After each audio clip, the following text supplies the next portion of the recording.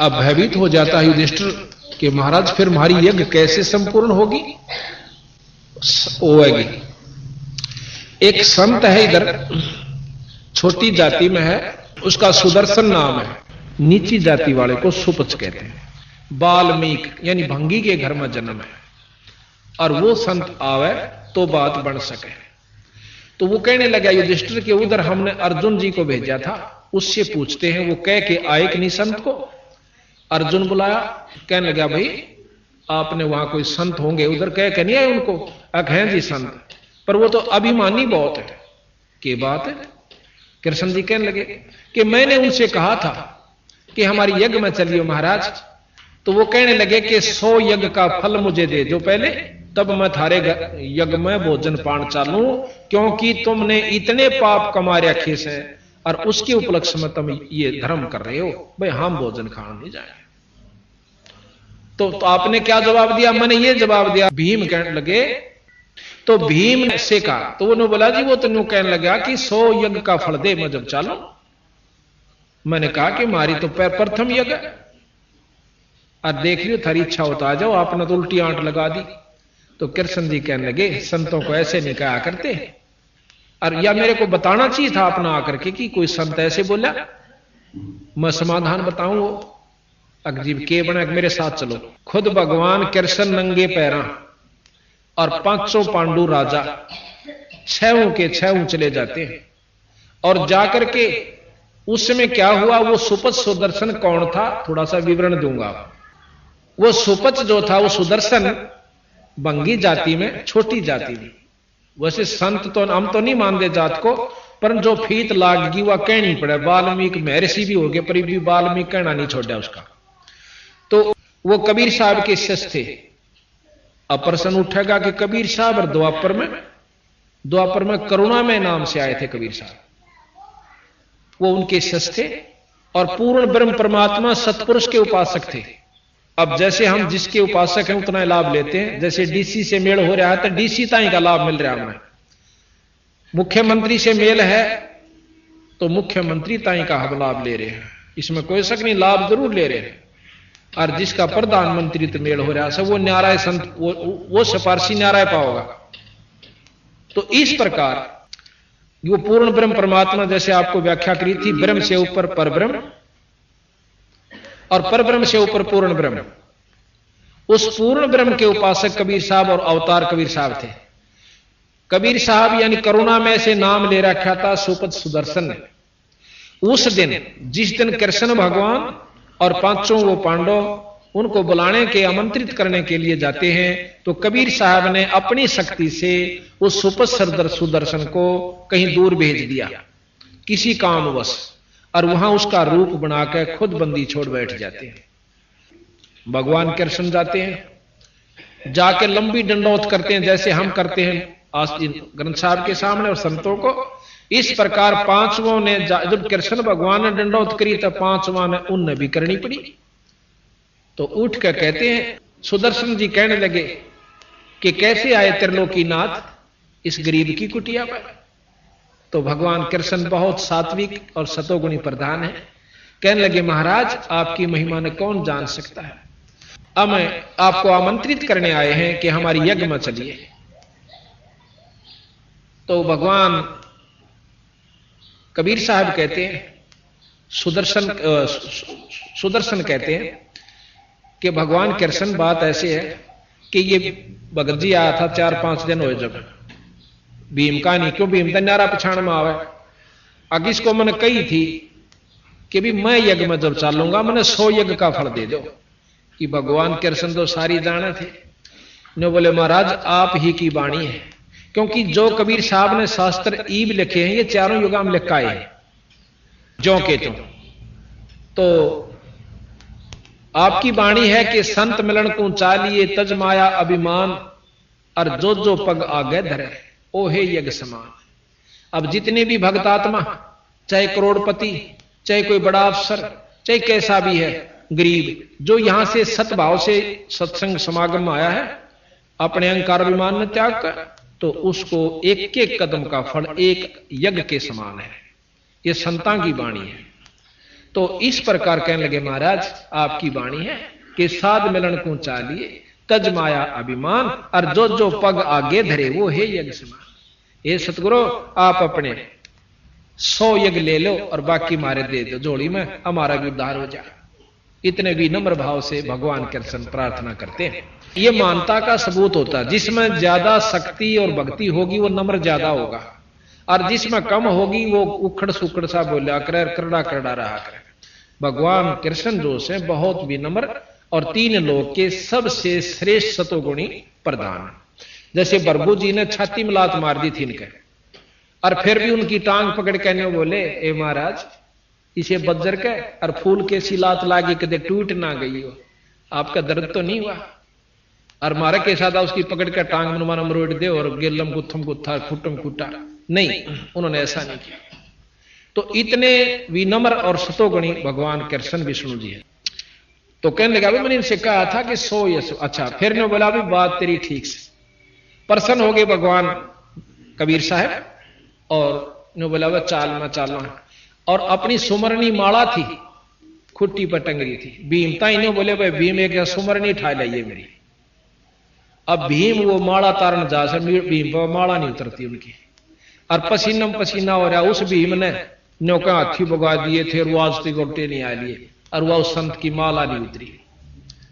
जब कभी और उसके मन में भीम का यूं था कि कृष्ण जी क्या नाराजीकरण लाग रहे हैं, रिश्ते और यज्ञ पूर्ण होगी, ये भी बोले रहे भगवान कृष्ण। ये मन में विचार कर रहा क्यों उसकी टूटी सी लंगोटी, टूटे से जूते, लांडी सी लंगोटी, ढाडी बदी हुई, सावला सा रंग जैसे जंगली से होया करें, इस रूप में बंदी छड़ बैठे।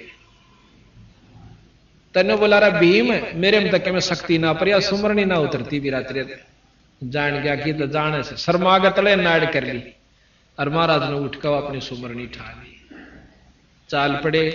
अब यज्ञ मंडल में आ जाते हैं। अब इतने बड़े बड़े विद्वान और बड़े बड़े ऊपर स्टेजा बैठे, बड़े बड़े लाल लाल लत्ते पर कर 5-5 तिलक ला कर 6-6, और उस बूढ़े से महात्मा ने देख कर भीतरे भीतर ताश से अगले आए से शेर यू बजाओगा इनका संख, पर ऊपर तो प्रकट नहीं कर रहे। तो कृष्ण जी द्रौपदी ते कहने लगे द्रौपदी बाण अच्छा सुथरा भोजन बना दे। इस महापुरुष ने जय रुचि से भोजन खा लिया ना, थोड़ा शंख बाजेगा। अब मन में ये संख्या हो द्रौपदी का भी आ गई थी कि इसी विद्वानों से ऐसे ऐसे जो शब्द बैठे, अरे इन तना बाज जाइयो, मन में विक्षेप जरूर आ जाइयो, मन बहुत खतरनाक चीज है। फिर भी उसने रोटी जी ला कर बनाया भोजन, 36 प्रकार के व्यंजन तैयार किए और ला के चांदी की थाली में न्यारी न्यारी कटोरिया में और रख दिए। अब भगवान कबीर साहब ने यानी सुदर्शन जी ने के करा, क्योंकि वहां सुदर्शन को के रूप में आए थे, सुदर्शन ही का चलेगा यहां पर।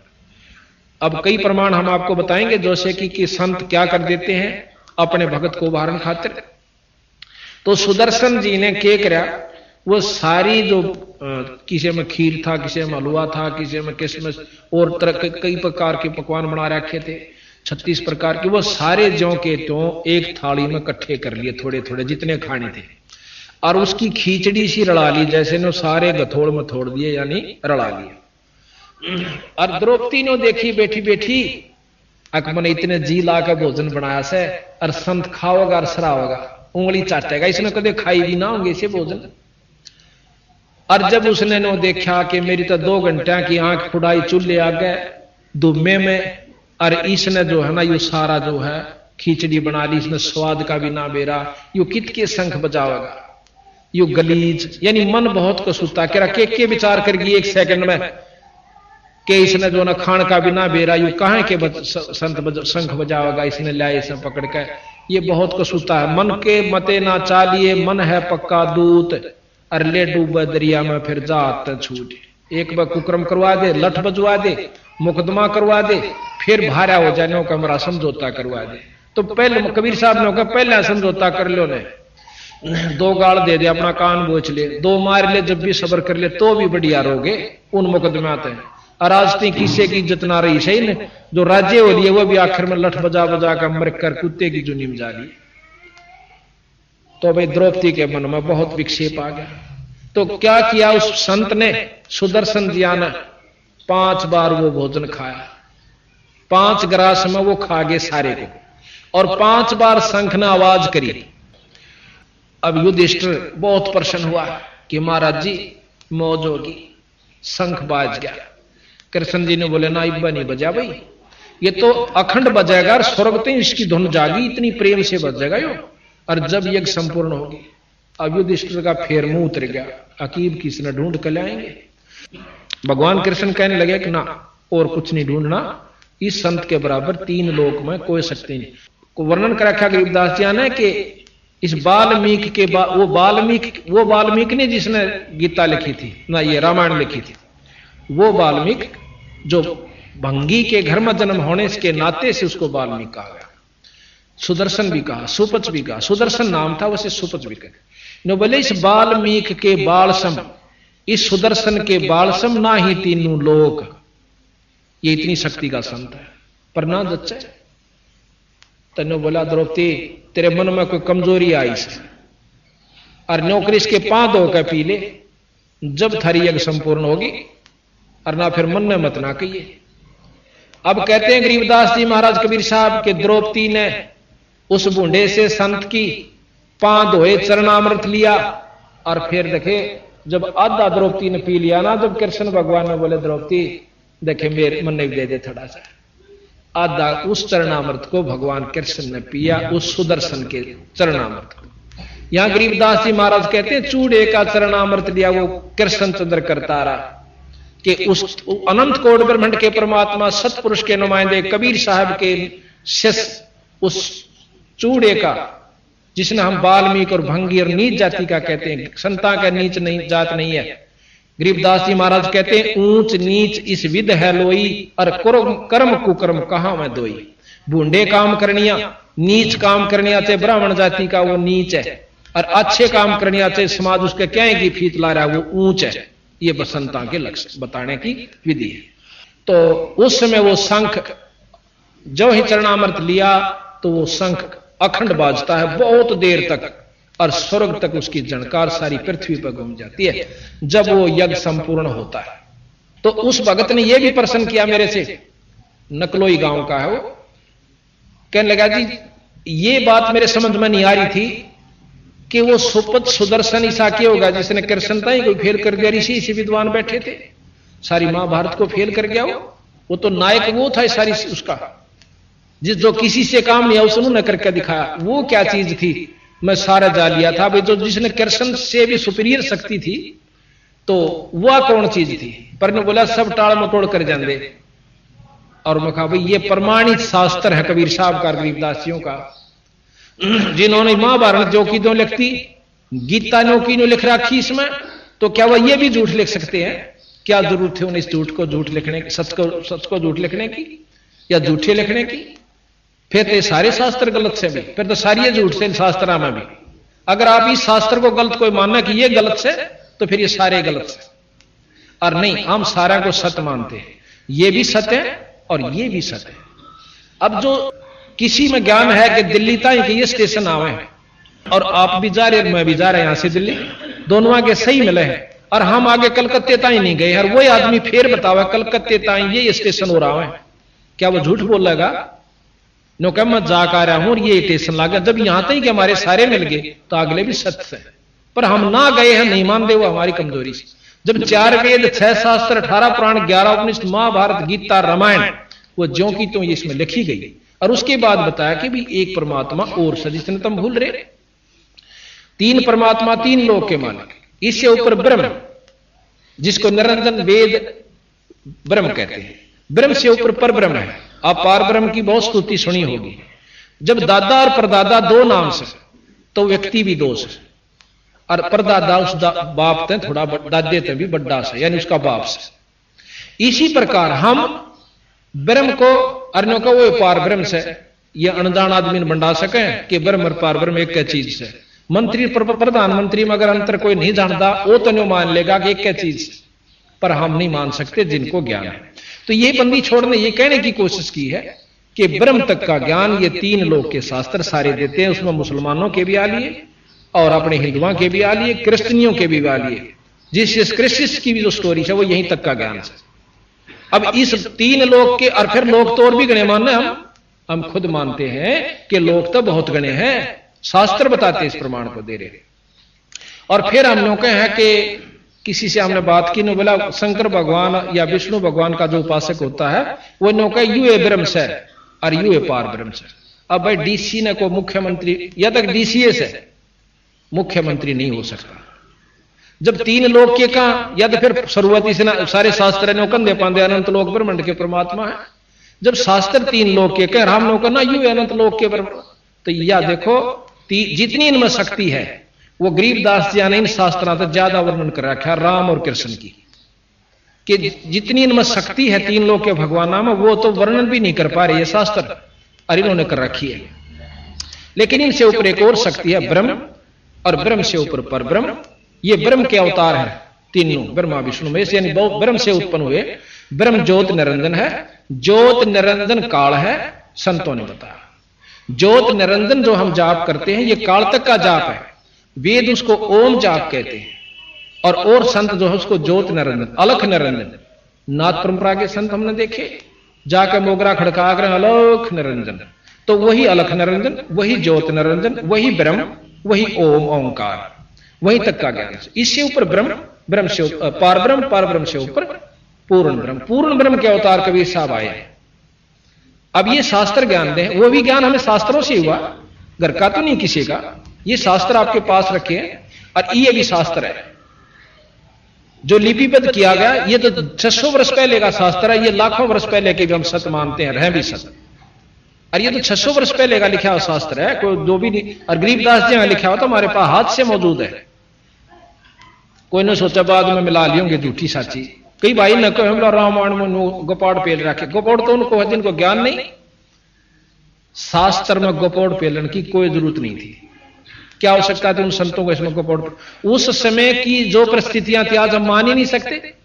आज से 100 साल के बाद कोई न्यो नहीं मान सकता कि 5 मन वजन नठानिया को आदमी हुआ होगा। और आज से 30 साल, 40 साल, 50 वर्ष पहले आम व्यक्ति 5 मन वजन न ठाकर छात पर चढ़ जाया करते थे। और आने वाले 100 साल में कोई इस बात ने स्वीकार नहीं कर सकता कि कोई 5 मन वजन ठानिया, क्यों ऑर्डर रह जाएंगे प्योंद सी। गरीबदास जी ने लिख रखा है इसमें कि 8 जब कलयुग का अंत होगा 15 वर्ष 20 वर्ष की उम्र रह जाएगी मनुष्य की, और 5 उसमें से खंड होगा। जिस प्रकार आज हमारी 100 साल की उम्र मानकर चल रही है, 100 पूरा कोई नहीं करता, को 75 में, को 70 में, को 60 में, को 65 में, को 80 में चालते बने हैं। तो अंत जब होगा जब 20 साल की उम्र रहेगी और 5 उसमें से खंड होगा, 15 साल मर पड़ कर पूरे होया करेंगे। इतने कसूते यहां पर दुख होया करेंगे, दुख तई होना हो चुके शुरू। और आने वाले समय में तो इतना दुख इस जीव को हो जाएगा, यहां कैर हो जाएगा हर जीव के ऊपर, चाहे मनुष्य है चाहे दूसरे। तो 15 साल की उम्र होगी, 20 साल की, जिसमें 5 खंडा, और 5 साल की लड़की के बालक होने शुरू हो जाएंगे। ये समय आओगा और दिल खोल कर ये जीव रहा करेंगे मनुष्य जाति के, कोई मकान नहीं रहेगा, क्योंकि उस समय वर्षा अभाव हो जाएगा और इतने जंखाड़ चला करेंगे कि भूचाल आया करेंगे, मकान बिल्डिंग रह नहीं सकती, और उसमें बिल खोद कर ये प्राणी रहा करेंगे। ये कलयुग के अंत की बात बंदी छोड़ गरीबदास जी ने बताई। तो प्रकरण ये चल रहा था कि हम इस चीज को स्वीकार नहीं कर पाते। तो फिर क्या हुआ, यज्ञ पूर्ण हुई, युधिष्ठिर को सपने आने बंद हुए। यज्ञ धर्म करने से कर्म, शुभ कर्म बढ़ जाते हैं, माड़े कर्म खत्म नहीं होंगे। या भूल मत करियो कि कोई नौका मैंने यज्ञ कर दिया और पिछले पाप कर्म खत्म हो गए। यज्ञ का फल अलग से मिलेगा और पाप कर्मों का अलग से मिलेगा। धर्म का जैसे यज्ञ क्यों करवाया गया, जिस प्रकार सब्जी में मिर्च ज्यादा हो जाए और वह ना खाई जाती होता है घी घेर ले, पर जो अवगुण मिर्च का सव भीतर शरीर में जाकर अवगुण मिर्च जरूर करेगी, खा जरूर गए। नमक जैसे ज्यादा हो गया, उसमें घी डाल लिया, वो भी कम हो जाएगा, लेकिन नमक अंदर जो डिफेक्ट नमक ने या फायदा करना वो जरूर करेगा। इसी प्रकार हम पुण्य कर्म जो करते हैं, पाप कर्मों को, जैसे भाई अच्छे धर्म कर रखा, आज वो करोड़पति हो गया, इस दुख तो बचा, पैसे की कमी ना रही, लेकिन जो और उसके भाग्य के कर्म से वो भोगने पड़ेंगे। उसका बालक भी मर जाएगा, टांग भी टूट जाएगी, अधरंग भी मारेगा, अंधा भी होगा, चाहे करोड़पति के चाहे अरबपति हो। वह कर्म अलग से, वो सुख न्यारे कर्म का से। तो यहां तीन लोक की व्यवस्था का प्रधान ये है कि जिसे कर्म जीव करेगा वो भोगने होंगे। और ये बंदी छोड़ महाराज कहते हैं हमारी शरण माए पाछे, उस पूर्ण पर सत्पुरुष की शरण माए पाछे और सच्चे नाम का सार नाम का जाप करनी है पे, ये पाप कर्म खत्म हो जाएगा। अब यह बात नहीं जचा थोड़ी सी कि इनमें के शक्ति होगी कि ये खत्म कर दें, ये कर सकें, और तीन लोक की व्यवस्था में ये कर्म खत्म नहीं हो सकते। क्यों? फिर गीता का ज्ञान झूठा। और ये प्रमाणित से त्रेता युग में रामचंद्र जी ने बाली मारा था और द्वापर में श्री कृष्ण के रूप में आकर उसका बदला देना पड़ा। अपने कर्म ने खुद भगवान विष्णु नहीं काट सका, वो भोगे से रहा। तो इनकी उपासना से आप अपने कर्म कटवाण की दबाट देखियो मत। ये कबीर साहब कहते, मैं नहीं कहता ना, ये गरीबदास जी के। हाँ, इनकी उपासना सुख जरूर मिलेगा, जैसे मार्गदर्शन गीता जी में किया, वेदों में कर रखा। इसके अनुसरण अगर आप करोगे तो आप इस तीन लोक में सुखी हो सकते हो, पर जन्म मरण की बीमारी तो फिर भी नहीं बच सकते। ये कबीर साहब। आज तक हमने कथाएं पढ़ी, शास्त्र ज्ञान किया, रामायण पढ़ी, महाराज भगवान राम का ज्ञान हुआ, कोई बात नहीं।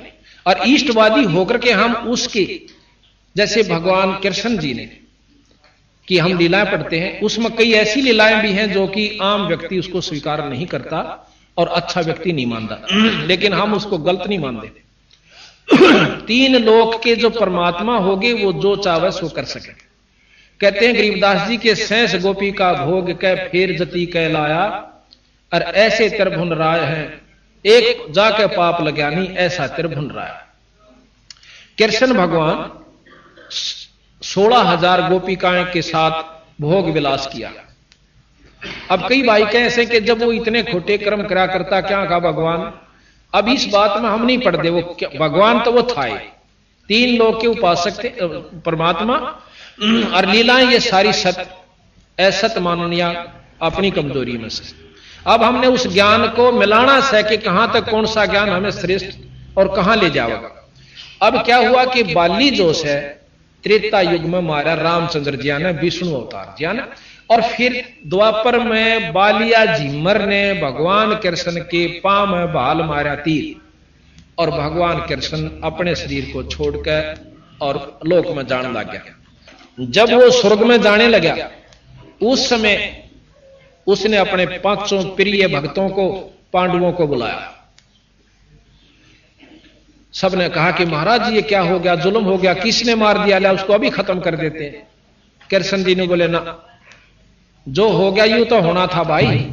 उन्होंने, और वो वहीं बैठा बालिया झिमर, हाथ जोड़े, महाराज मेरे से गलती होगी, मेरे से, मैंने तो कोई पशु समझा था।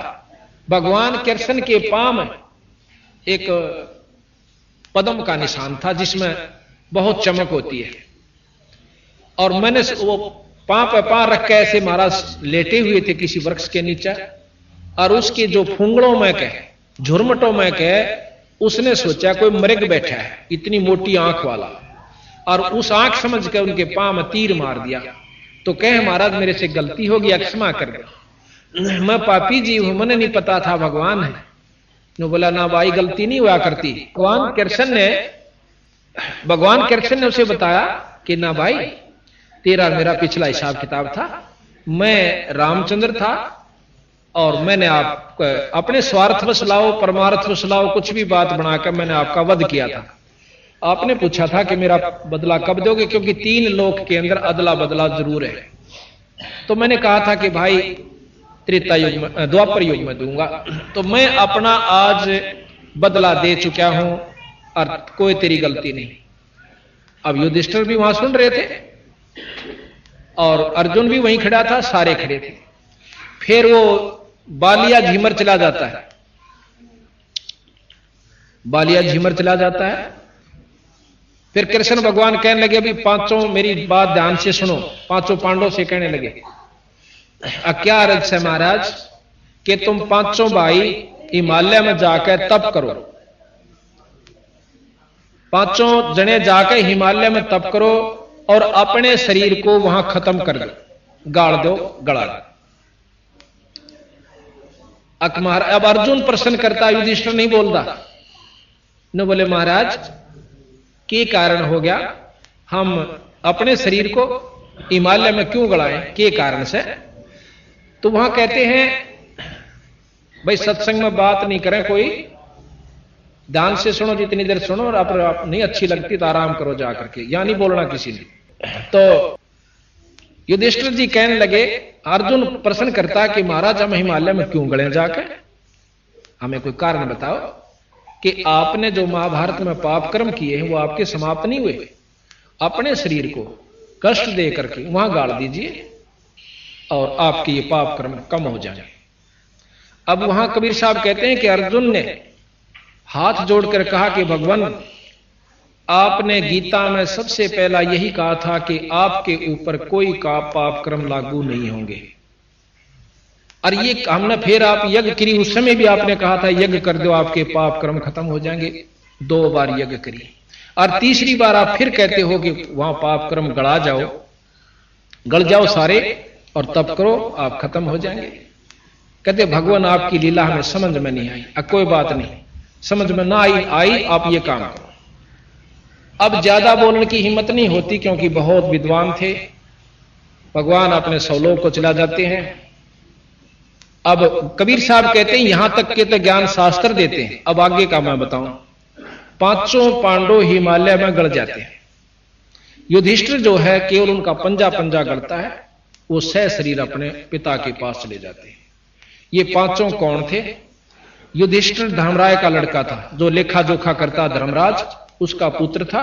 यहां नाटक करने के लिए आए थे। जिस प्रकार एक फिल्म के अंदर करोड़पति का लड़का एक रिक्शा चलाता है और रिक्शा में वो सही रोल कर रहा है, कति रिक्शा पुलर का और गरीबी का, और भाई जिस ढंग से वो रहता है एक भिखारी का कर रहा है, वो सही रोल कर रहा है। वो ना तो भिखारी है उस पिक्चर में, पर पिक्चर देखने आ रहा, वो बिल्कुल सच लग रहा है, आनंदित भी हो रहे हैं, दुखी भी हो रहे हैं उसके दुखों में। तो ये इसी प्रकार वहां से ये 5 महाशक्तियां आई थी अर्जुन जी के साथ, कृष्ण जी के साथ। युधिष्ठिर धर्मराज का लड़का और भीम पवन देव का लड़का और अर्जुन इंद्र जी का लड़का, और ये जो 2 थे नकुल और सहदेव, ये अश्वनी देव के लड़के थे। ये चारों के चारों तो नरक में डाल दिए, कबीर साहब बताते हैं, युधिष्ठिर को छोड़ के। युधिष्ठिर अपने पिता के लोक में चला जाता है, धर्मराज के लोक में। अब वहां जाके कहता है कि मेरे भाई कहां है, क्योंकि ये ममता जोसेफ बहुत देर तक, अब एक सफर में भी हम काफी देर रह ला, एक स्कूल में जो 2 साल 4 साल 10 साल इकट्ठे पढ़ ले, जब वो न्यारे चले जाते हैं तो कभी ममता जरूर उमड़ेगी कि एक बार फेट काम, जिनका अच्छा सुख रहा हो, मिल के आओ। तो इसी प्रकार भगवान युधिष्ठिर जी कहने लगे कि अपने पिताजी से कि वो मेरे भाई कहां हैं। युधिष्ठिर जी के पिता यानी धर्मराज कहने लगे कि कोई किसी का भाई नहीं था, वहां तो एक खेल, अपना खेल का ऐसो तुम, और वहां कोई किसी का भाई नहीं, तू तो मेरा पुत्र है और ये तेरा लोक है, ये तेरा राज, यहां रह। उसमें इतनी ममता होगी कि ने बोला मैं उनके दर्शन जरूर करूंगा, जो मेरे साथ 100 साल रहे, कितने दिन रहे, और मेरे रह नहीं सकता, मैं पागल होने जा रहा हूं। तो धर्मराज ने बताना पड़ा कि वे चारों नरक में पड़े हुए। कहने लगा नरक में क्यों गए? कि उन्होंने एक महाभारत किया था, युद्ध किया था, उसका पाप कर्म वो भोग रहे।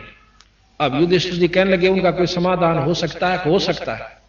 आप अपने पुण्य उनको दो, वो कुछ समय के लिए उन पुण्यों को भोगने के लिए बाहर आ सकते हैं, पर कर्म फिर भी भोगने पड़ेंगे, पाप भी। आप अपने पुण्य दे सकते हो और उनको बाहर निकलवा सकते हो कुछ समय के लिए, जितना वो पुण्य दोगे, उनके बाद फिर उन्होंने वो कर्म फिर भोगने पड़ेंगे। न बोला जी एक बार कटवा दो, न बोला जा भाई तेरे पुण्य जाएंगे इसमें, अग जान दो, कि ममता बहुत बुरी चीज होती है। वहां जाकर के अपना संकल्प कर देते हैं कि मेरे पुण्य इन चारों भाइयों को, चारों को संकल्प करता हूं और ये नरक से बाहर आ जाए। वो चारों फिर नरक से बाहर आए। जब बाहर आ लिए, जब उनके पांव पकड़कर रोए हैं युधिष्ठिर जी, मैं ठीक नाट गया था उस महाभारत में, युधिष्ठिर लड़नते, परंतु मेरी एक नहीं बसाई। ये कबीर साहब कहे, मैं अपनी तरफ से नहीं कहता, गरीबदास जी शास्त्र प्रमाण देता। तो यहां बंदी छोड़ गरीबदास जी महाराज कहते हैं कि इस महाभारत को आप 100 बार पढ़ लो और लाख बार पढ़ो, ज्ञान हो सके कि के काम उस दौरान हुआ और कौन सा करने का था और कौन सा ना करने का।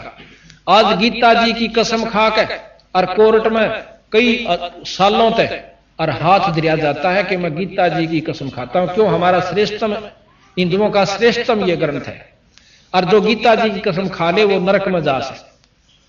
अब दोनों तरफ से गीता जी पर हाथ धरे जाते हैं। जो जुल्मी है वो भी धरे, मुर्जम भी, और जो दूसरा भी धरे, गवाह भी धरे। जो कहूंगा साच के सिवा कुछ नहीं कहूंगा। और फिर जो फैसला हो से वो फिर एक तज उठा होएगा जब दोनों कसम खावे।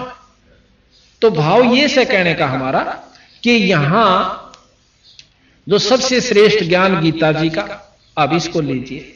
गीता जी के ज्ञान तक अंतःकरण साफ हो सके। संतों के सत्संग सुनने से अंतःकरण साफ होगा, पर कर्म जन्म मरण फिर भी नहीं मिटेगा। बा दिया, समार दिया, खूब का उस अच्छी तरह तैयार कर दिया, पर बीज ना बोया। अब बीज के ऊपर रोला होगा आवेगा सारी बात। अब कोई कहे कि हम बीज बोते हैं, राम जपते हैं, कोई कहे कृष्ण जपते हैं, कोई कहे अल्लाह जपते हैं, हम खुदा जपते हैं, कोई ज्योत निरंजन जपते हैं, कोई ओम जपते हैं। अब ये बीज है, ये नाम अब बीज है। अब जिस नाम का जाप जिस ढंग से करोगे उसका लाभ आपको वहीं तक का मिलेगा। राम और विष्णु भगवान का लाभ लेने के लिए राम और कृष्ण का जाप बंदी छोड़ना नहीं बताया। ये आदरण की दृष्टि से आदरणीय ये नाम है, पर मुक्ति के नाम राम और कृष्ण या ये नहीं है। उनका आदि नाम जो जब से सृष्टि रची थी, कृष्ण कोई आज का नहीं है, जब से सृष्टि रची थी ये तीनों देवता बने आए थे, इन तीनों का आदि नाम सतनाम स्वरूप है। ब्रह्मा जी का सतनाम वो हम जाप करते हैं रोजाना, और हमारे बच्चे भी जाप करते हैं प्रतिदिन 108 बार। 108 नहीं, 108 गुना में 4, 432 बार एक इष्ट ब्रह्मा का। और विष्णु जी का आदि नाम इसमें लिख रखा कि जब तक सृष्टि रची थी उस समय विष्णु जी का यू नाम था। अब मेरे 100 नाम धर लो आप, पर असली नाम तो असली रहेगा। बैंक में तो पैसे कटाऊंगा तो उस असली नाम पे लिख देंगे। और कितनी स्तुति करें जाओ मेरी, या मैं भी करें जाऊं अपने नाम की प्रधानता, पर नाम असली एक कैसे सतनाम बोल रहे हैं उसने, वो सतनाम को आवाज है। विष्णु भगवान का भी सतनाम एक से जो इसमें लिख रखा है कबीर साहब और गरीबदास जी, और शंकर भगवान जी का भी सतनाम है। जब से ये आए थे जिस नाम के ये वश है, ये लाभ देते हैं। वश क्या चीज होती है कि एक मंत्र होता है, आम नाम तो नहीं लाभ मिलता। जैसे एक मंत्र होता है कि सांप को यहां बैठा गारडू बुला सकता उस मंत्र के पढ़ देने से, और से उस नाग की कितनी स्तुति कर लो सांप की, तू कोबरा से, तू फणधारी से, तेरी मोटी मोटी आंख से, तू लंबी पूछ डाला से, कितने गीत गा लो वो सांप नहीं आवेगा।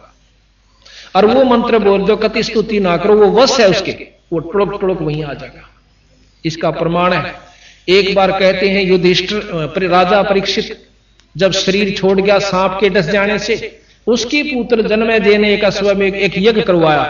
किस प्रकार का कि उस यज्ञ में ये सब सर्प नष्ट हो जाने चाहिए, इस सब सर्प नष्ट हो जाने चाहिए जिसने मेरे पिता को डसा, वो तक्षक तक भी। अब बड़े बड़े पंडित विद्वान आए, वो कहने लगे हमारे पास ऐसे मंत्र हैं, हम यहां बैठे और जितने भी सांप पृथ्वी के सबको इसमें हवन कर सकते हैं। जन्मेजय इतना बदले की भावना थी कि सबको नष्ट कर दो, सर्प जाति नहीं रहे। हवन शुरू हुआ, हवन कुंड के वो मंत्र बोले गए। पृथ्वी पर जितने भी सर्प थे आकर के नो लेंडे के लेंडे, यानी टोड़ के टोड़, गुच्छे के गुच्छे और हवन कुंड के अंदर भस्म हो रहे हैं। जन्मेजय प्रसन्न होता है, लेकिन जब कहने लगे जी पृथ्वी पर कोई सर्प नहीं रहा, जो सारे इसमें भस्म हो चुके हैं, तो तक्षक फिर भी नहीं आया जिसने उसका पिता डसा था। कहने लगा वो कहां है? एक विद्वान ने ध्यान लगाया, यहां से समाधि लगाकर बता दिया कि उसने इंद्र के पास शरण ले रखी है। अब हम तो थोड़ी सी बात आड़े दिनों बता देना, तेरा मकान का मुंह नौन से हमने कहा वो ले वायु तो पूर्ण संत है। और गरीबदास महाराज कबीर साहब उनको भी फेल करते हैं कि जो यहां बैठे ने बता दिया कि इंद्र लोक में क्या हो रहा, विष्णु लोक में। ये जानकारी होने से क्या आत्म कल्याण हो जाएगा? तो फिर क्या हुआ, उसने बताया कि जो तक्षक है उसने इंद्र जी के पास शरण ले रखी है। नो बोला उसने भी बुला दे, कोई सा मंत्र पढ़े, यहां से मेरे पे कितना पैसे ले लो, और वो तक्षक यहां जाना चाहिए। एक पंडित बहुत विद्वान और साधक था, ने बोला जी मैं बुला दूंगा। उसने मंत्र पढ़ने शुरू किए तो वो तक्षक जो था वहां से खिसकना शुरू हुआ। उसने जाके इंद्र से प्रार्थना की कि मैं तो खिंचा जा रहा हूं, मेरी रक्षा करो। ने बोला मेरे सिंहासन के लिपट जा। इंद्र के सिंहासन के लिपट गया। फिर वो उसका मंत्र फेल हो गया। ने बोला जी भाई अब उसने शरण ले ली जी, कति इंद्रासन के नीचे लपटा हुआ है। ने बोला भाई ऐसा विद्वान है जो इंद्रासन समेत यहां ला दे। ने बोला मेरे पास एक और खड़ा हुआ है। ने बोला जी मेरे दो रस पढ़ देता हूं भी, और किम में ले लिए इसका। कहते हैं उसने वो मंत्र शुरू किया और इंद्रासन उठना शुरू हुआ। इंद्र ने आवाज लगाई, अर्ज करी भगवान विष्णु से कि मेरे राज को बचाओ, आपने दिया हुआ राज आज मेरा नष्ट हो रहा है, यूं हो रहा है। तो फिर विष्णु भगवान ने एक ऋषि, उसका नाम मैं भूल गया, वो भेजा कि उसको समझा दे भाई देखी तेरा बदला बतेरा हो लिया, ईब तो माफ कर दे। उस ऋषि ने आकर समझाया भाई विष्णु भगवान का संदेशा है और इसको करना तो बंद कर दे, तेने लाखों मार दिए, एक ना है तो कोई बात नहीं, और उसको तो नहीं मत मार। और इतने पाप करवाना किधर के ले जाएगा तू सिर पे। तो कहने से वो मान जाता है और तक्षक की जान बच जाती है। अब महाराज गरीबदास कहें कि इसे सिद्ध और इसे मंत्र बोलनी है, और ईब कोई बोल देने रे सांप न बुला देता हम केरा के समझ लिया उसने। तो उनको भी महाराज कहें ये गधे की जुनी में जाते हैं जो ऐसे साधक है। और हम थोड़ा सा नो कहे कि इतनी ऊंचा उठ जाया करे बस क्या क्या कहने। तो ये जो हमने ना तो ज्ञान का बेरा और ना अपना साधक साधना, तो हम इनको सब कुछ मान बैठे जो कति मानन के नहीं थे। अब हम साधकना के ऊपर आते हैं तो उन पांचों उनके सत नाम है। इस प्रकार इन नाम के वो वश हैं और इस नाम के जाप करने वालों को उनको ये नाम देना पड़ता है। अब हमने मनमुखी नाम धर लिया, 1000 नाम धर लिए कृष्ण जी के, विष्णु जी के। इब पानी चाहिए अपन, जल चाहिए, उसके 3 नाम धर लिए, जल पानी जल पानी नीर, जल पानी नीर, जल पानी नीर। के तो कोई आयो भाई पानी चाहिए तो जल कह दे भाई पानी पीऊंगा जल ला दो। और न्यू बेवकूफ मन तो कोई सा लगता नहीं। गरीबदास जी कबीर साहब कहते हैं कि जल पानी नीर, जल पानी नीर, और भी धर ले वाटर, जल पानी वाटर, जल पानी। ये कोई तो कोया एक का नाम तेरा अगर सही उसका सह तो भाव ये से कहने का कि हमने ना तो ज्ञान का बेरा और ना अपनी साधना, और शास्त्र पढ़ने लग जाए आदमी पागल हो जा। आखिर में नो का भगवान सही नहीं, ओ उस मोड़ जा रहा है, वो उस तोड़ जा रहा है, वो नो का विष्णु बड्डा है, विष्णु शंकर पुराण का है, शंकर के बराबर कोई शक्ति नहीं। तो हम ये शास्त्र आपको पढ़ के सुनावांगे क्योंकि 7 दिन का समागम है, ये एक नहीं। ये मेरे पास विष्णु पुराण, शिव पुराण और सत्यार्थ प्रकाश, महाभारत, रामायण, गीता जी, ये सब के रखे हैं। इनको पढ़ के सुनावांगे और फिर इस गरीबदास जी मिलावांगे। इन जो लिख रखा है वो बिल्कुल 100 का 100 सत्य है। जब ये सत्य हो सके तो जो इन और बता रखी ऊपर की वह कौन सी गलत हो जाएंगे कि साधना एक और करनी है जो आप नहीं करते। बोल सतगुरुदेव की। अभी आपने सुना कि जिस प्रकार तो उस भगत जी ने मेरे से प्रश्न किया था कि मैं इस बात को नहीं जान पाया आज तक कि सारी महाभारत को फेल करने वाले वो सुपत जी कहां से आ गए। जब उसको ये जानकारी हुई, क्योंकि गरीबदास जी महाराज कहते हैं अनंत कोट ब्रह्मा हुए, अनंत करोड़ हुए ईश, और साहेब तेरी बंदगी से यो जीव हो जा जगदीश। तो उसको बताया कि भाई परमात्मा कबीर साहब के अंदर वो शक्ति है कि उनके सतनाम को जाप करने से ये जीव भी पी बन जाता है। जो 3 लोक के परमात्माओं में शक्ति होती है वो सतगुरु के उपासक हंस में हो सकती है। अब हम आपको ये बताने की कोशिश करेंगे कि कबीर साहब में क्या शक्ति थी। जिस प्रकार हमने भगवान राम और कृष्ण जी को ईश्वर संज्ञा में ले रखा है, उनकी लीलाओं को सुनकर, उनकी महिमाओं का जानकारी हो जाने से, उनने के काम करे, क्या क्या किया, कि गीता जी के ग्रंथ का उन्होंने हमें ज्ञान दिया, उसको हमने बहुत श्रेष्ठ ज्ञान मानकर भी उनको ईश्वर संज्ञा में लिया। दूसरा यह है कि उन्होंने अपने पिताजी को कैद से छुड़वाने के लिए कंस का वध किया और जैसे पूतना को दूधी का जहर लगाकर मारने के लिए पूतना गई थी, भगवान कृष्ण ने उसको खत्म कर दिया और मरे नहीं। और भी बहुत से कितने राक्षस गए थे, उनके काबू में भगवान कृष्ण नहीं आए।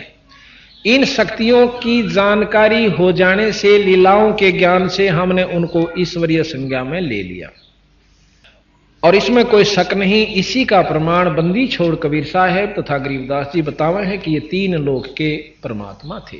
अब हम आपको कबीर साहब की लीला बताएंगे। गरीबदास जियों ने जो भी वो देखा था अपनी आंखों से, यानी सुरत की आंखों से, अंतःकरण की आंखों से, बाहर की आंखों से काम नहीं चलता। बहुत से पथ भ्रष्ट समझो, मार्ग से भ्रष्ट हो चुके हैं जो भक्तजन, वो केवल आंखों से ही नो कहें इन आंखों से दर्शन करवा देता हूं भगवान का। तो इसका मतलब है कि जो अंधे हैं वो तो इन आंखों का दर्शन कर ही नहीं सकते, वो तो परमात्मा। सूरदास जी तो ईश्वर के दर्शन कर ही नहीं सके था। वो आंखें और हैं जिनसे ईश्वर के दर्शन होते हैं, परमात्मा के दर्शन हो सकते हैं। तो उन आंखों से कबीर साहब ने गरीबदास जियों को वो ऊपर के मंडल दिखाए और जो उन्होंने देखा वही यहां पर लिख दिया। महाराज कहते देखती कहत हूं, अनदेखी कहत नहीं। ये जो भी मैंने लिख रखा अपनी आप देखी हुई कही से, इसमें झूठ रती भरनी है। तो अब हम आपको कबीर साहब के बारे में जानकारी देंगे कि उनमें क्या शक्ति थी। हमारे पास कबीर साहब के बारे में आपको जानकारी देंगे कि कबीर साहब अनंत कोट ब्रह्मांड के परमात्मा है। अनंत करोड़, जिसको पूर्ण ब्रह्म कहते हैं। कबीर साहब इस कलयुग के अंदर वैसे तो बहुत बार प्रकट हुए, बहुत बार, परंतु लंबे समय में जो प्रकट होकर रहे वो कबीर नाम से और काशी जी में प्रकट हुए।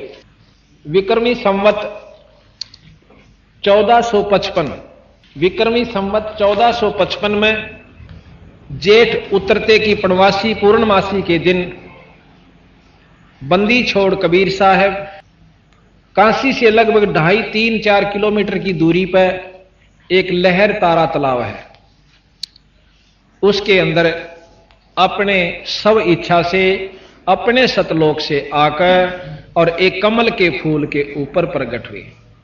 पूर्णमासी को जेठ उतरते की पूर्णमासी विक्रमी संवत 1455 सन 1398 ब्रह्म मुहूर्त में सुबह सुबह बंदी छोड़ कबीर साहब लहर तारा तालाब में कमल के फूल के ऊपर प्रकट हुए। और नीरू नीमा नाम के दो पति पत्नी थे। नीरू नीमा नाम के दो दंपति थे, पति पत्नी थे।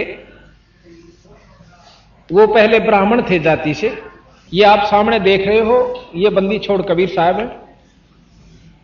और यहां एक ऋषि आपको बैठा नजर आ रहा है, इसके बारे में बताएंगे। और ये ऊपर से आकाश से प्रकाश आया, इस सारे लहर तालाब को एकदम इन्होंने जगमग कर दिया, सारी रोशनी इसमें होगी। और बंदी छोड़ महाराज एक बच्चे के रूप धारण करके इस कमल के फूल के ऊपर अपना विश्राम करते हैं। नीरू नीमा ये दो हिंदू यानी पंडित थे जाति के। इनका नाम था गौरी शंकर और सरस्वती। गौरी शंकर नीरू का नाम था और नीमा का नाम था सरस्वती। ब्राह्मण थे, लेकिन उस समय हिंदुस्तान के अंदर मुसलमानों का प्रभाव ज्यादा था। राजा मुसलमान थे और हिंदुओं से मुसलमान बनाया जाता था। मुसलमानों ने, क्योंकि ये विद्वान थे, शंकर जी के ज्यादा उपासक थे। शंकर भगवान की जो शंकर पुराण है, शिव पुराण का ज्यादा अध्ययन किया करते थे तथा सुनाया करते थे। लेकिन मुसलमानों ने यह सहाया नहीं उनके इतने अच्छे ज्ञान को, जबरदस्ती मुसलमान बना दिया। और जो इनके वंशज थे पंडित जी, उन्होंने इनका सहयोग नहीं दिया, बल्कि ये मान करके तुम्हारे को तो मुसलमान बना दिया, आप हमारी जात में नहीं आ सकते। जबरदस्ती उन्होंने पानी पिलाया था मुसलमानों ने, जबरदस्ती। और उस दिन के बाद उनको हिंदू समाज ने उनको रिजेक्ट कर दिया, यानी वो अपने समाज से निकाल दिया। अब उन्होंने देखा कि मुसलमानों वाला काम तो हमारे बस का नहीं, ना हम मांस खा सकते और ना हम नमाज पढ़ सकते। उन्होंने फिर भी अपने इष्ट की उपासना ज्यों की तो रखी और एक ताणी बुनने का काम शुरू कर दिया। अब जैसा कर्म कोई करे वैसा ही उसको नाम दे दिया जा। जैसे हमने देखा कि एक जाट एक जगह चिनाई का काम कर रहा ठेकेदार के पास, उसको सब मिस्त्री के, जाट को वहां कोई नहीं कहा था। एक पंडित बहुत गरीब था, उसने किसी ने सलाह दे दी कि वह तो दिल्ली में अपना खोल ले दुकान नाई की, नाई की दुकान खोल ली, तो वहां उसको नाई कहेंगे, पंडित जी कोई नहीं कहेगा। तो जैसा भी हम कर्म करते हैं उसी के नाम से हम प्रसिद्ध हो जाते हैं, जाने जाते हैं। तो उनका क्या हुआ जी, उन बेचारा ने अपना ताणी बनने का काम शुरू कर दिया। पहले आम घर में हुआ करती, दरीदारी तय आम छोरी वो बनाया करती थी, आदमी भी बना। इधर सरसा जिले में हम गए थे, वहां पर अब भी खड्डी बनाई हुई उन्होंने, अपनी दरी आप बनाती हैं बहनें, लड़कियां बहन खेस बनाती हैं। लेकिन वो उन्होंने एक विशेष उसका साधन वो बेचनी शुरू कर दी महाराज के पिताजियों ने अपना रोजी रोटी के लिए। तो उनको जुल्हा नाम दे दिया, जो खाडी का काम करे वो जुल्हा जाना जाता है। उनका संतान कोई नहीं थी। कहते हैं एक उन्होंने गंगा में नहाना भी बंद करवा दिया पंडित जियों ने कि यहां आप स्नान नहीं करा करोगे। वो नहाने के लिए लहर तारा तालाब पर जाया करते। उसमें कहते हैं उस समय गंगा का कुछ पानी रिस्क है और आता था, वो भरा रहा करता था, बहुत स्वच्छ निर्मल जल से, बहुत लंबा चौड़ा सरोवर था। तो वो उड़न आया करती जा करके, दोनों जने मुंह अंधेरे जा करके। तो ये सुबह सुबह जा रही थी, जब नहान लाग गए तो उन्होंने देखा कि एक लड़का कमल के फूल के ऊपर है और पांव मारने लाग रहा पानी में। क्यों, थोड़ी थोड़ी सी सूर्य रोशनी प्रकाश होने लगा। तो उसी समय निम्मा ने नीरू अपने पति से कहा कि आप एक देखियो बच्चा डूबेगा। अब नीरू ने कहा कि इस जल में भी इसने बच्चा दिखा है, क्योंकि संतान नहीं है, बेचारी पागल हो रही है। उन्होंने बोला इस जल में बच्चे का क्या काम, अगजी जल्दी देखो देखो डूब गया, वो डूबेगा बच्चा। अब उसने भी इतनी कराट से कहा तो एकदम नजर गई, सामने देखा है तो कम से कम भी बहुत ज्यादा पानी उसमें और बहुत दूरी पर, लगभग 50 फुट की दूरी पर बच्चा नजर आवे। अब वहां पर ना तो कोई औरत धरका आ सकती और जच्चा तो भी ना बढ़ सके उस पानी में। तो भाव ये सब लोग वैसे मनमुखी बना रखा। कई भाई कहें से कि वो तो एक विधवा ब्राह्मणी का हुआ था, श्रम की मारी की तज गेर गई थी, एक टोकने में पाया था, नो पाया था। ये सब बनावटी बात से कति नरी झूठ है। नो कहे बिना माँ बाप का पैदा ही नहीं हो सकता। जब शुरू में सृष्टि रची जब कैसे हुई थी, कौन था, माँ था कि बाबू था, पहले विचार करिए। वो परमात्मा बना भी सकता है और आप भी आ सके, इसमें कोई आंट मानन की आवश्यकता नहीं। और जिस परमात्मा पर पाबंदी होगी, नो नहीं कर सकता, तो भगवान नहीं है, ईश्वर संज्ञा में नहीं है, वो जो चाहे सो कर सके। तो जी वो भाग के अंदर गया और समेत फूल उस बच्चे को ले आता है। आज कबीर साहब एक कमल के फूल के ऊपर है और लहर तारा तालाब के अंदर आए। वहां पर नीरू जो है, नीरू भाग करके अंदर से उस कमल के फूल में थे और सजा फूल उठा लाता है और नीमा को दे देते हैं। ये साथ में नीरू खड़ा है और ये इधर महाराज कबीर साहब को लिए नीमा खड़ी है सरस्वती जी, जो कि जिनका पहला नाम सरस्वती जी था। तो अब उसने निकाल तो लिया बच्चे को, फिर उसके याद आई अक्तन तो चाड़ा कर दिया। पहले तो हमारे को हिंदू से मुसलमान बना दिया और अब हम इस लड़के ने ले जाएंगे तो हो सकता है वो लोग हमें ताने देकर बुरी अच्छी कह करके और किसी राजा को सिकला करके कहीं से हमें देश निकाला ना दे दें। तो क्या करें? उसने नो कहा अपनी पत्नी नीमा से कि इस लड़के ने यहीं डाल दे, हम नहीं ले जाएंगे। अब औरत की आत्मा बहुत नरम होश है, ने बोली जी मेरे प्रति बालक नहीं गिरा जा सकता, ये बच्चा मेरे से नहीं पढ़ सकता। क्योंकि मां ने बेरा होश है कि नवजात शिशु और इसके मां नहीं बाप नहीं, कितनी बुरी हालत में ये तड़फेगा मरेगा। ने बोली जी देख मैं तो इसने छोड़ नहीं सकती। तो ये छो में आ गया आखिर में नीरू जी कि मैं तेरा थप्पड़ मारूंगा और इसने गेर यहीं पे, या फिर रोन लागी, बैठ कर बोली कुछ नहीं। इतनी कराहट देख के माई की तो बंदी छोड़ कबीर साहब एक दिन के शिशु बोलते हैं, कहने लगे भगत जी मैं आपके लिए सतलोक से आया हूं और मुझे घर ले चलो, आपको कोई कुछ नहीं कहेगा। और इतनी आवाज कबीर साहब के मुंह तक सुनकर उस नीरू की पिंडी कांपन लागी, घबरा गया कि ये पता नहीं क्या देव है या कोई गण है या कोई भूत प्रेत ना हो। और घबरा करने बोला भाई तो ले चाल बेशक मैं कुछ नहीं कंदा आपसे। उस बच्चे को लेकर घर ना आ जाते हैं। तो वहां क्या होता है, बच्चे को लेकर घर ना आगे निकल, अब किसी ने बेरा पट्टा को भाई ये तो एक छोरा ठाए ले किसी का, कोई तो कुछ कहे, कोई कुछ कहे और कोई कुछ कहे। तो ये दोनों घबरा जाते हैं कि केरा होगा। अब मुसलमानों को पता चला कि चलो लड़के का नाम रखेंगे और अपनी कुरान लेकर आ जाए। अब यहां गरीबदास जी की साखी पार्क के अंग से आपको सुनाते हैं। है तो इन्हीं की, बाकी इसमें नोट कर रखी है अलग से शॉर्ट में। तो बहुत बड़ा पार्क का अंग से 3-4 घंटे में लगातार पढ़े जब पूरा होगा और समझाने लग जाए तो 3 दिन में समझाया जाएगा, लगातार 6-6 घंटे समझाओ जब। पर ये मेन जो हमारी आवश्यक थी वो हमने इनमें से निकाल ली।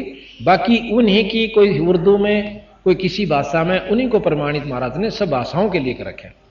यहां लिखा है ग्रीब अनंत कोट ब्रह्मंड में बंदी छोड़ कहाए, सो तो एक कबीरे हैं जननी गणान माए।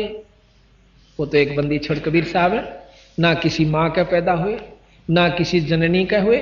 अनंत कोट ब्रह्मंड में ये बंदी छोड़ कहाए, सतपुरुष ये बंदी छोड़ को है। बंदी छोड़ का आपको परिचय देंगे। अब फिर प्रमाण देते हैं गरीबदास जी। गरीब शब्द स्वरूपी सायब धनी शब्द सिंध सब माही, बाहर भीतर रम रहा जहां तहां सब ठाही। गरीब जल थल साक्षी पृथ्वी, गरीब जल तल पृथ्वी गगन में, बाहर भीतर एक पूर्ण ब्रह्म कबीर हैं, अवगत पुरुष अलेख है। गरीब सेवक होकर उतरे इस पृथ्वी के माही, जीव उदाहरण जगत गुरु बार बार बलि जाही। सेवक होकर एक छोटे से ताना बुनदिया जुल्हा बनकाए बंदी छोड़। गरीब काशीपुरी कष्ट किया उतरे अदर आधार, मोमन को मुजरा हुआ जंगल में दीदार। मोमन, मोमन कहते हैं जो हिंदू से मुसलमान बनाए गए वैरायटी के जो मुसलमान होते हैं उनको मोमन कहते हैं। गरीब कोट करण शिशिबान सोदे आसन अदर विमान, परसत पूर्ण ब्रह्म को शीतल पिंड और प्राण। नो कहते हैं बंदी छोड़ गरीबदास जी के काशीपुरी कष्ट हुआ, काशीपुरी कष्ट किया, उतरे अदर आधार और परसत पूर्ण मोमन को मुजरा हुआ फिर जंगल में दीदार। अपनी मर्जी से सतलोक से आए थे शब्द स्वरूपी। शब्द अपनी शक्ति से जैसा रूप वो बनावे वैसा बना सकते, उसको शब्द स्वरूपी रूप कहते हैं। कहते हैं गरीब अनंत कोट शशि भान सुध, अनंत करोड़ शशि के हैं चंद्रमा और भानु के हैं सूर्य को। इतनी चमक के साथ सतगुरु महाराज वहां से ऊपर से आए थे और प्रकाश रूप में, और क्या नाम उस लहर तला के कमल के फूल के ऊपर प्रकट हो जाते हैं। और फिर जब उस काशी वहां से उठाकर निम्मा ने अपनी छाती का जब लाया उस औरत ने, इतना आनंद आया कि परशत पूर्ण ब्रह्म को और शीतल पिंड और प्राण उस परमात्मा को गोदी में ले पाछे जो आनंद माई ने महसूस किया उसका वर्णन हम कर नहीं सकते। हम तो उनके नाम लेने हमारे शरीर में करनाट हो जाता है, इतनी शरण शरण हो जाती शरीर में बंदी छोड़ का नाम आनते। और जिसने उस परमात्मा को अपनी छाती का और शरीर से स्पर्श किया उस बच्चे के रूप में, उसके आनंद को वही वर्णन कर भी नहीं सकते, वो भी नहीं कर सकते। तो यहां बंदी छोड़ उसका एक ही दोहे हम कहते हैं, ग्रीब कोट कोट किरण शशिभान सोदे आसर आसन अदर विमान परसत पूर्ण ब्रह्म को शीतल पिंड और प्राण। उस माई ने बच्चे को गोदी में लाया, फिर मुंह चुम्या, लाड करे परमात्मा के, धन्य है वो माई। अब ये माई कौन थी और ये नीरू कौन था, थोड़ा सा प्रकरण और दे दें। ये उस सुपत सुदर्शन वाल्मीकि के पिता पुत्र माता पिता थे द्वापर में। तो उसने सुदर्शन ने तो महाराज कबीर साहब की बात को सत्य मान लिया, लेकिन इन्होंने उनकी बात पर विश्वास नहीं करा कि आप तो वैसे ही कह रहे हो कबीर साहब, मुनिंद करुणा में जी के नाम से आए थे ना, आप तो वैसे झूठ बोल रहे हो, ब्रह्मा विष्णु महेश से ऊपर कोई शक्ति नहीं है। हमने इन्हीं के बारे में जानकारी, अनपढ़ थे, जंगल में रहते थे, लेकिन नहीं माना। तो सुदर्शन आखिर में अपने महाराज से कहता, गुरुजी हे परमात्मा मेरे माता पिता का कल्याण भी कर दियो। जो बोला भाई देख, इस जन्म मत ये मान देनी, इनको फिर जन्म दूंगा और फिर जब इनका जन्म होगा मनुष्य का ही होगा, और फिर इनको मैं नाम उपदेश दूंगा। नाम बिना जीव का छुटकारा नहीं हो सकता। नहीं तो परमात्मा कबीर साहब खुद भगवान आ रहे थे, सारा गेल ले जाते सतलोक में, और सब ने सामने दर्शन दे रहे थे, कबीर साहब परमात्मा थे। जब इन्हों दर्शन तय अगर मुक्ति होंदी होती इबन तो सारे जा लेंदे। एक नियम से परमात्मा का नाम भजन करना पड़ेगा, और वो भी सच्चा नाम जो कबीर साहब ने आगे प्रचलित कर रखे। तो जी वो नहीं माने। दूसरा जन्म उनका ब्राह्मण और ब्राह्मणी का हुआ, उसमें भी महाराज कबीर साहब इनको मिले थे ऐसे ही, एक बच्चा वैसे ही मिल गया था जैसे रास्ते में चलते हुए। तो कबीर साहब जब 5 साल के 4 साल के हुए तो इनको कहने लगे कि आप मेरी बात का यकीन करो, मैं आपको नाम दूंगा और आपका गुरु बनूंगा, आप नाम लो और पार हो जाओगे। पर इनका फिर भी विश्वास ना हुआ कि और बालक ने हम गुरु बनावे। तो उनका वो शरीर भी खत्म हुआ कुछ दिनों के बाद, जो पूरे हुए। उसके बावजूद फिर ये ब्राह्मण और ब्राह्मणी फिर बने। जब कबीर साहब ने तो ये मानना नहीं हो क्यों, फिर ब्राह्मण ब्राह्मणी का घमंड उच्च जाति का ऐसा काम बना कि मुसलमानों ने उनको पहले ही ऐसा कर दिया कि उसमें अभिमान नहीं छोड़ा, और औलाद नहीं थी। फिर इनको लहर तालाब प्रकट हुई। हाँ, पहले जन्म में जब महाराज इनको मिले, इनको कहने लगे आप नाम ले लो, तो ये नहीं माने। तो 5-7 दिन के बाद महाराज उनके सामने के सामने अंतर ध्यान हो गए थे, दिखे नहीं उनको। उसके बाद वो पुत्र रहित भी हो गए थे और बहुत पछताए थे, रो रो कर रुदन मचा दिया था कि हमने नहीं बेरा था, आप इतनी महान शक्ति हो। फिर महाराज ने अगले जन्म में फिर मिले एक बच्चे के रूप में, जैसे अभी वर्णन किया। तो उनको महाराज कहें, जो जन हमारी शरण है ताका हूं मैं दास, और गेल गेल लाग्या रहूं जब लग धरनी आकाश। फिर कहते हैं भक्ति बीज जो होवे हंसा, तारू तास के कोत्तर वंशा। एक भी कुणबे में अगर सच्ची भाव कबीर साहब को मानता है, नाम ले रखा पूरे गुरु तक, तो उन्होंने उसके 101 पीढ़ी न पार करूंगा। ये प्रमाण दिया सतगुरु ने कि उसके मां बाप को भी महाराज पार करके ले गए और इस रूप में आके ले गए। तो यहां ग्रीब काशीपुरी कष्ट किया, गृह बे गोद लिया मुंह चूम कर, कोट हेम रूप झलकंते, जगर मगर काया कर दमक पदम अनंते।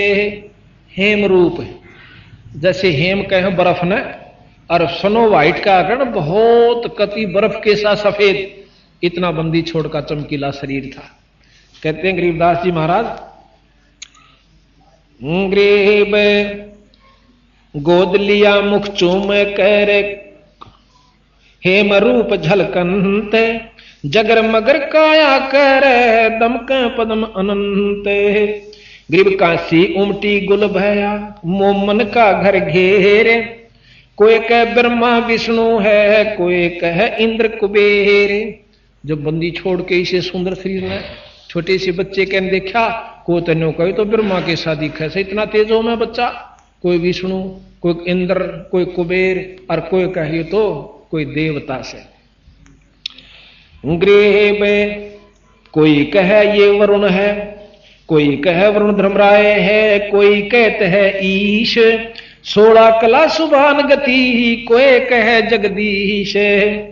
गृह बे भक्ति मुक्ति ले उतरे, मेटन तीनों तापे, मोमन के डेरा लिया, कहे कबीरा बापे।